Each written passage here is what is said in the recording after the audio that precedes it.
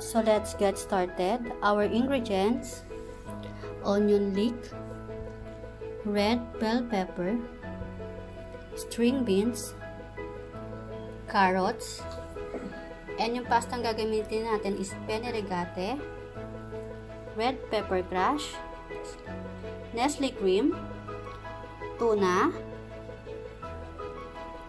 oil, garlic, mushrooms, spices, and queso de bola.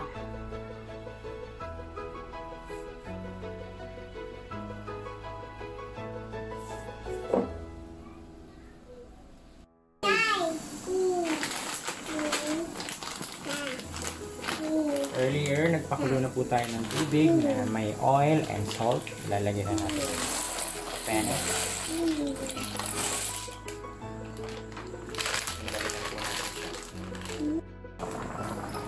Ngayon, balikan na natin ang ating pasta. So, kumulo na po siya. Kailangan ang pasta ay al dente. Tama lang ang pagkaluto at hindi masyadong malambot.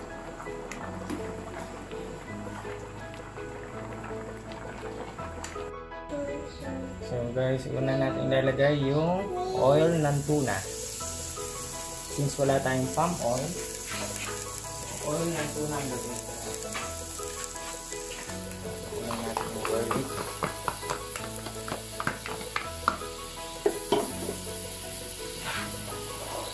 Carrots.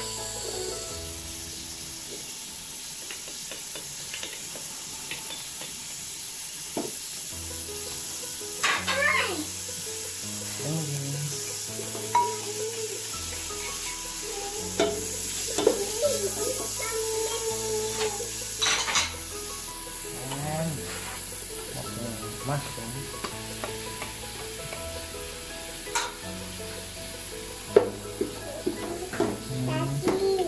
Susutin lang natin yan. Haluin. Ibig.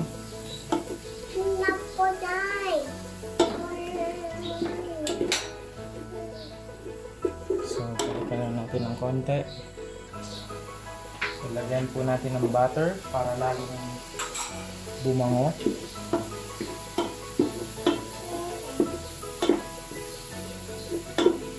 Huwag po natin masyadong lalantahin. Kailangan ang gulay ay fresh at malutong. Ngayon, lalagyan na natin ang ating tuna. Century tuna.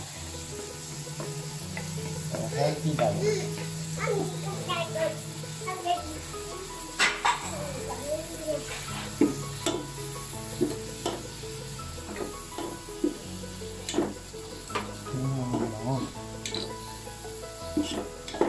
Pag natunaw na po yung butter,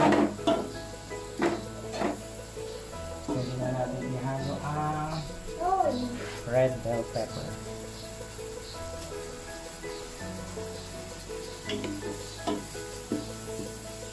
Madali lang ang pagluto ng pasta. Graduing lang fresh ang mga vegetables.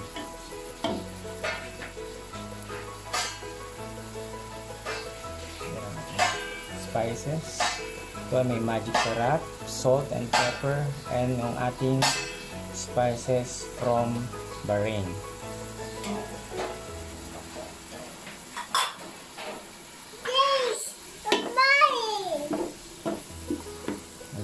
Ulit. Pag nahalo na po natin, ilalagay na natin ang ating pasta.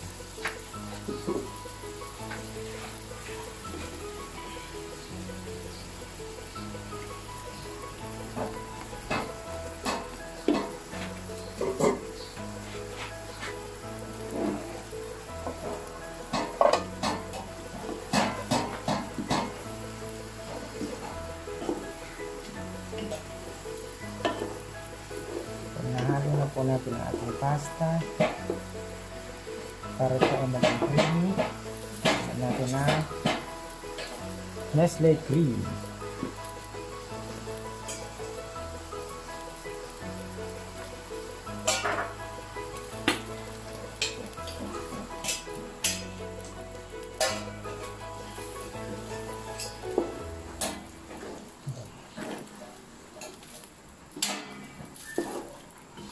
So, mukha na po siyang pasta.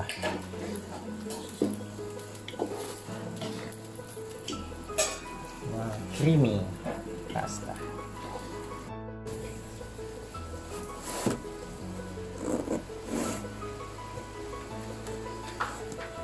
Ayun,